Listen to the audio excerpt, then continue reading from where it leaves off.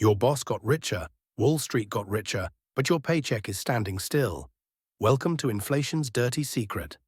This is Money Lens, the channel that shows you how the system keeps you broke and how to fight back. Today on Money Lens, we're pulling back the curtain on one of the biggest financial deceptions: how inflation quietly steals your hard-earned money. You'll learn exactly why the system is designed this way, who benefits, and most importantly, the step-by-step plan to protect your future, even on an average income. Stick around, because in the next 15 seconds I'll show you why saving cash in a regular bank account actually makes you poorer. Okay, let's slow down and break this down. Before you can fight inflation, you need to actually understand what it is. Beyond the headlines and the political shouting, officially inflation is usually measured by something called the Consumer Price Index, or CPI. That's just a basket of goods and services the government tracks over time to see how prices change. But here's the problem: your life is not the same as their basket. If rent, food, and gas, your big three, go up faster than the average basket, it feels like inflation is way worse than the number on the news. So the headlines might say inflation is 4%, but if your rent is up 9%, groceries 8%, and gas 10%, your real-life inflation feels more like 8 to 10%. That gap between the official number and your daily reality is what makes you feel like you're going crazy. You're not. The numbers are averaged, your pain isn't. Most central banks, like the US Federal Reserve, actually aim for around 2% inflation every year. That's not an accident, that's the goal. Why? Because a little bit of steady inflation makes it easier for governments and big borrowers to pay back their debt, and it pushes people to spend instead of hoarding cash. They'd rather have a slow, controlled loss of your buying power than risk a big recession where everything crashes at once. Here's what that small 2% inflation actually does over time.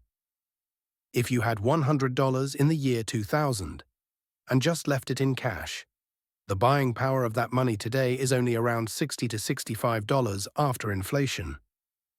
You still see $100 in your account, but it acts like 60. That's inflation quietly stealing a big chunk of what your money can do, without ever sending you a bill. So when it feels like your paycheck doesn't stretch as far as it used to, you're not imagining it. Every year, a little bit of your money is being shaved off. That's why just saving in a basic bank account is no longer enough.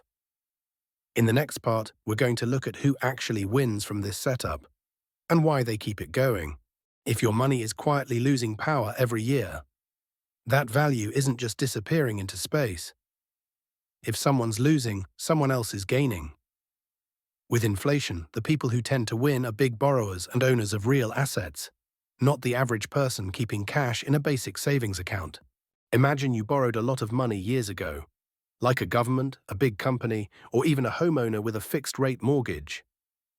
Over time, inflation makes each dollar smaller, so you're paying back that debt with dollars that are worth less than the ones you originally borrowed. Your debt stays the same on paper, but in real terms, it gets lighter. Now flip it. If you're the person who saves cash in a basic bank account, inflation is working against you. Your balance might say $10,000, but every year that $10,000 can buy less, especially if your interest rate is lower than inflation. On paper, nothing looks wrong. In reality, you're being drained in slow motion. So in an inflation system, the usual pattern is simple. Winners, governments, big corporations, and people holding real assets like property and stocks. Losers, savers sitting in cash, and workers whose wages don't keep up with rising prices. If you feel like you're running harder just to stand still, it's because the game is literally tilted in their favor. So if the system is tilted, and inflation is constantly eroding your cash, what's the solution? It's not about earning more money, though that helps. It's about making your money work harder than inflation. You can't just save your way to wealth anymore. You have to invest. While personal investing is crucial for your own financial survival, it's also important to understand that this isn't just a personal problem. The system itself is designed to transfer wealth upwards, so beyond your own portfolio. What can we do as a society? It starts with awareness and demanding transparency. This channel, Money Lens, is here to be your guide. We'll keep shining a light on these issues and equipping you with the knowledge to protect yourself and push for a fairer system.